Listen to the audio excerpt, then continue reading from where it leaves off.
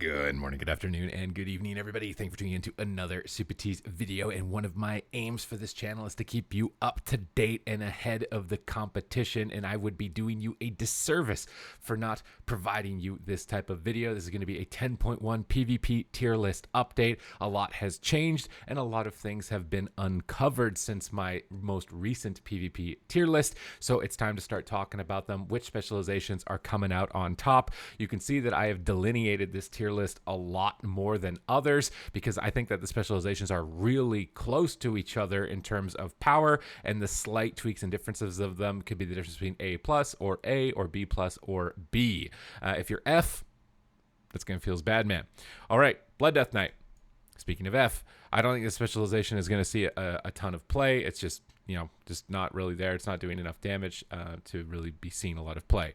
Frost Death Knight. This is one that's getting a big update in this patch. It's getting a lot of sustained damage buffs, but it's also getting burst damage nerfs, and the niche for Frost DK is burst damage. You basically have one composition you can play at the moment, which is Devastation, Evoker, Disc Priest, and Frost DK, and I think they might have neutered that composition by doing the changes that they have to Frost DK, and I'm a bit worried that the sustained damage for them is not going to be enough. So I'm very close to bordering Frost DK into F.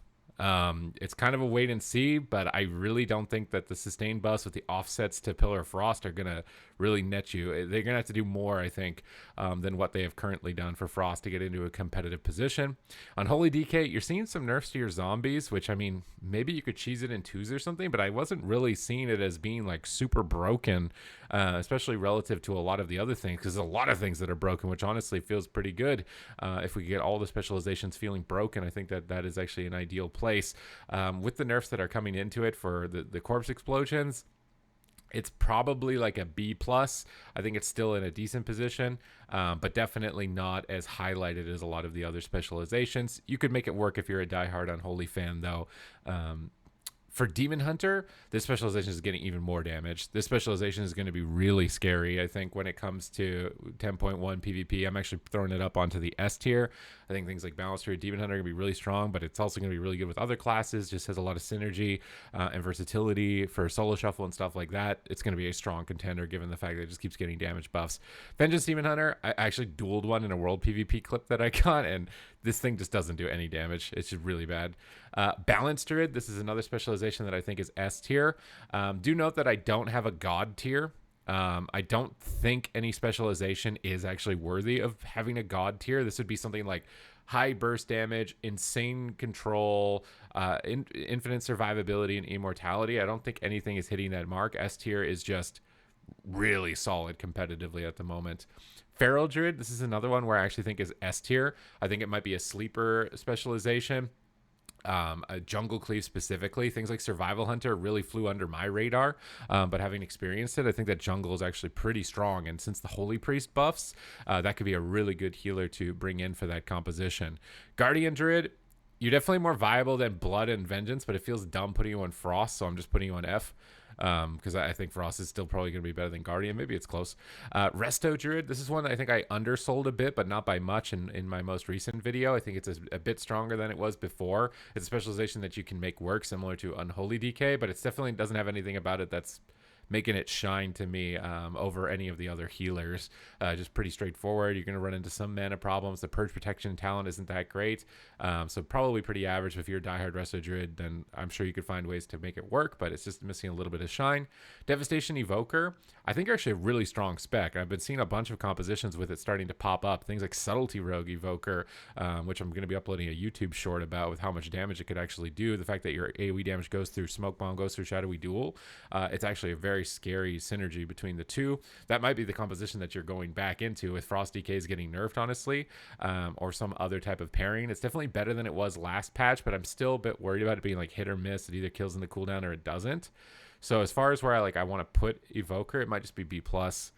I think it's a little bit above average, but it's again not shining to the others as long as you can predict his damage. Super good noob stomping spec. Like if you want to pick something and just like one shot people and you're not really too worried about being competitively viable, I mean it's gonna be able to do that. Preservation Evoker, I think this is one that's A plus. I think that it brings good damage. Good healing, good mobility, nice utility for its allies. Main problem for it is mana. And I also think that one another main problem is dying in stuns, and rogues are actually a lot stronger than was first anticipated. So I think that might be something that's holding it back, for me at least, from being S tier, is I think rogues can run it down, and I think its mana can be a problem in wizard situations. Beast Mastery Hunter, honestly haven't been seeing a lot of it. I was expecting to see more of it, and we really haven't seen a lot of it. It's really good into these dot classes, and it's really got good sustain, but I'm actually not putting it on S tier. I'm putting it on A plus for right now, and I think it's because it's just I haven't seen it enough to really say that it's like an S tier specialization. I think that it should be, but I don't know why suddenly nobody is playing it. There's got to be something going on with it. So A plus I think makes sense given the fact that it's got still really high damage and really good survivability into these dot based classes. Survival Hunter, this is one where I'm actually putting it onto A tier. I think that Jungle Cleave specifically is a really powerful composition for it, and the AoE disarm is actually phenomenal for a lot of compositions like Turbo Cleave that can just absolutely mow somebody down in a quick second. Having that utility is a really nice bonus. It was definitely slept on here for 10.1. Marksmanship Hunter, this one I don't think is as good. It's probably B.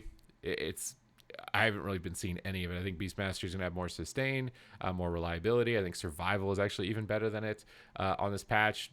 Just nothing about it is standing out from what I have seen so far. So pretty average. Likely you could make it work if you're a diehard marksmanship player, but it's not going to be as easy, and I don't think it has anything that's making it shine. Arcane Mage, I think this is an A tier specialization. Has tremendous burst damage with Arcane Surge, missile pressure, really good defensives and mobility. Still a really solid position. Definitely a strong caster. Fire Mage. This is one that's actually jumping up into the S tier. This one, flying under the radar, got some buffs specifically to its Ignite, and has a bunch of talents like Glass Cannon that can just absolutely mow people down. Like Fire Mage is doing more damage than Boomkins in some cases, and Boomkins are insane on this patch. Fire Mage is really strong. Like if you're coming back to Mage, you've got to be playing Fire Mage for sure. Frost Mage, I think, is actually probably the weakest of the Mage specializations. I'm putting it on B+. I think that you can still make it work. It's getting a small damage buff on this patch. Still pretty standard play, just keeping Blizzard down, spamming Ice Lance, running around in circles away from your opponents. But I don't think it's even coming close to the power that Fire's got. And I think Arcane even probably edges a bit ahead of it. Mistweaver Monk, I think this is an S tier healer.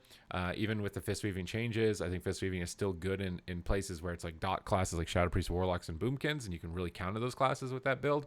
And then otherwise, the castered Mistweaver is still really powerful, really efficient. Brewmaster Monk, we're just throwing this down onto you guys thought I was going to say it was a Frosty Kid. No, we're throwing it down on the F tier. Windwalker Monk. This is one where I actually want to say it's S tier. I'm going to put it on A+ for now. Maybe I should bring Feral down to A+. I could see Feral being only an A. I don't know. Again, this is really close. Although this is a much more distinct difference between S and A. I think A+ for Windwalker. It's just doing really big damage, like really big damage on this patch. Since all of the damage buffs, it's going to be feeling really strong in that sense. I think defensively is probably where I'm holding it back from being into S tier because you can get cut down pretty quickly. Holy Paladin. I thought this was going to be a really powerful healer. It's likely going to get better with set bonuses.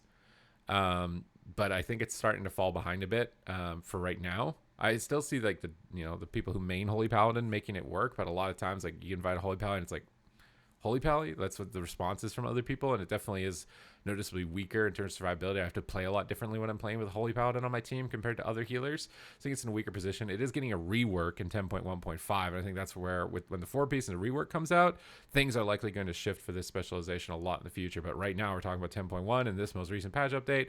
I don't think it's that great. Prop Paladin.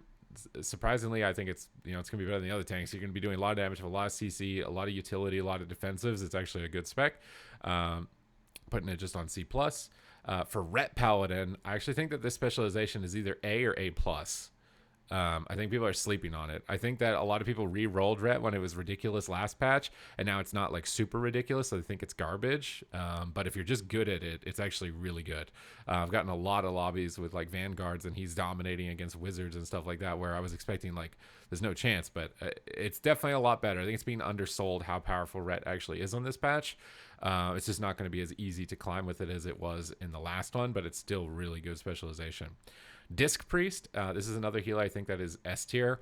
It's got really good mana efficiency, nice to have damage output for your team. Power Infusion and Dark Arc for some of the burst damage that these classes are pumping out, like Boomkins or Enhancement Shamans, or Fire Mages or Warlocks, like have really powerful synergy effects. It's a really good healer.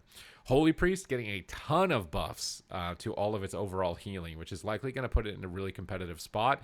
I'm a bit hesitant to say whether or not it's S tier or not, so I think the safe line is probably A. I'm expecting it to be better than Druid and Paladin, but I don't know if it'll be able to compete with Evoker, Mistweaver, or Disc Priest just yet, but it got a lot of buffs, and I think it's going to be really good. I think like Survival Hunter, Holy Priest, Feral, or Rogue Survival Hunter, Holy Priest, these types of comps could definitely see a resurgence. Shadow Priest, I think this class is likely an A+. I don't think that's an S. I think it has some things that can counter it, that's preventing it from being an S. But it's just overall really good damage, still really good instant CC, really good match closure as well, and has good synergy with a lot of other classes and nice utility with things like Master Spell. I think it's still a really strong competitive class. Assassination Rogue, I don't think that this specialization is the best rogue specialization. I think it's probably like a B tier. It's still really powerful, can straightforward run people down, kidney shot, death mark, do a bunch of damage, but you can get countered by bleed removal effects and things like that. I think it's probably just middle of the pack. If you're an Assassination Rogue main, you're going to be able to make it work, but you're also a bit flimsy defensively. Outlaw Rogue, this is similar to Frosty K. I just don't see it really having a great spot. Subtlety's got better burst, Assassination has better burst, Assassination has better sustain, defense is about the same. Maybe Subtlety is actually the tankiest spec with the way Vanished is working at the moment. I think Outlaw is one that could have used some attention here on this patch. And Subtlety Rogue, I actually think Subtlety Rogue is an A+ specialization. It does huge damage since the bug fix that they just applied to it. I think we're going to see a lot more of it, especially things with like Rogue Mage, but even just with other classes, the Shadowy Duel one-shot can definitely enable you to carry games. It's getting back into a similar position to what it was last patch, even despite all the crowd control changes for it this patch. I think it's actually really good. Maybe A. Are we going to say it's A? I think it's A+. I think it's A+. I think it's really good now at the moment. LA Shaman's getting a minor damage buff. Defensively, you can still get run down in some situations, but you're definitely one of the top wizards in terms of overall damage. So it feels really weird not putting you on S tier. I would either say A or S. I think your damage is easier to do than Shadow Priest, which is mainly the reason that I think it's S, but your defense is actually worse.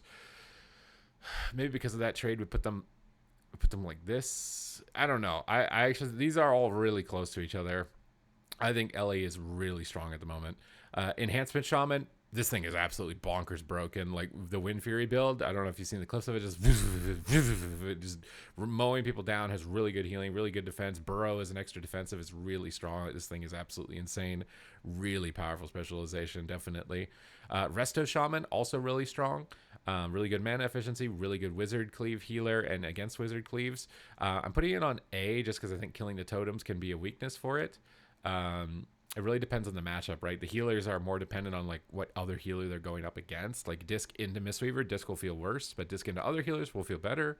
And Resto Shaman in its good situations will feel good with wizards and double caster, but in others it won't. I still think it's an A+ overall though.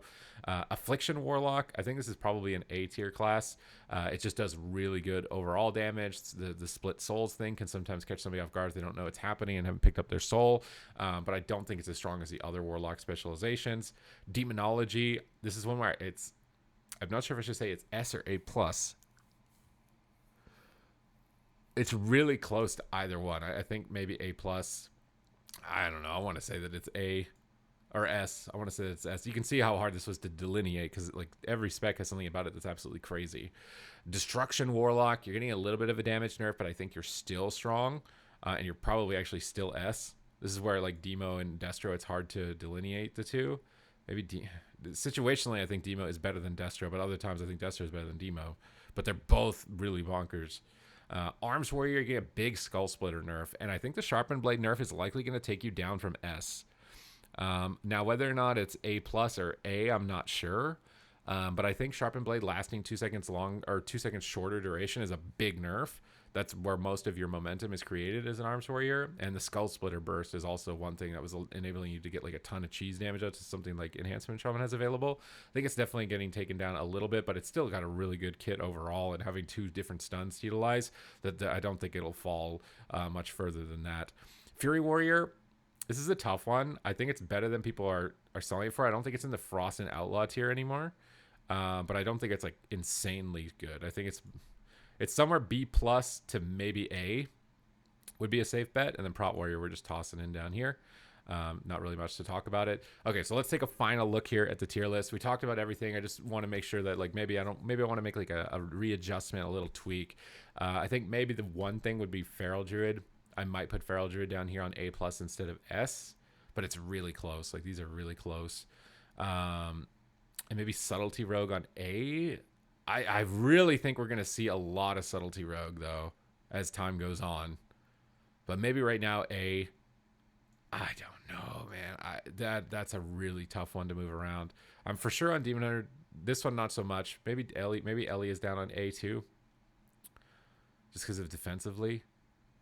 I'm thinking like overall. Yeah, maybe down here. I think defensively this is where it's gonna get it put. I think Cyclone is probably what's making me think Boomkin is up here. Okay. I think we're good. I think we're good on this. I think we're well decided on this. These are specs that you can make work, but there's nothing really that's making them like shine compared to other ones. These ones are looking really dull and not super competitive. These guys need help. These guys need help, and these guys just don't exist. This is just Prot Pally. Prot Pally does its own thing. Really powerful. Like these rows are really powerful. You're gonna feel really strong. This one is definitely like underrated. They're good, but they have something about them that can be exploited, I think. But you can be really powerful on them now in this patch. So that you can see on this patch, a lot of things are strong. Definitely would probably be better for them at this point with how many things feel really strong to uplift some of the specs that are struggling or don't have something about them that's making them shine. But other than that, I hope that you guys enjoyed this tier list update. Make sure to thumbs up the video if you did. Comments down below with your thoughts. How are you feeling about the specializations? Am I totally off base with my assessment here? Because a lot has changed on this most recent update. I'm trying to take all of that into consideration with what I've just been gathering so far throughout the season. So let me know in the comments down below. And thank you very much for watching the video.